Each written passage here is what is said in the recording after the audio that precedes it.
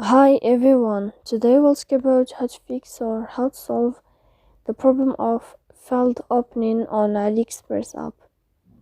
To know how to fix or how to solve failed opening on AliExpress app, you should just go to settings.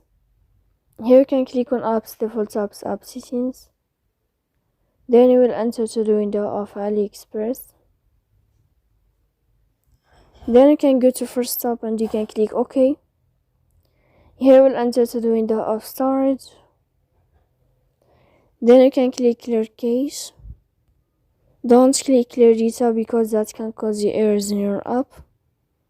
In the end, you can go to Play Store. If you'll find the update in this blue sign, then you can click to update your app.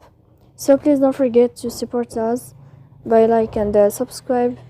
See you next time in another video, and thank you for watching.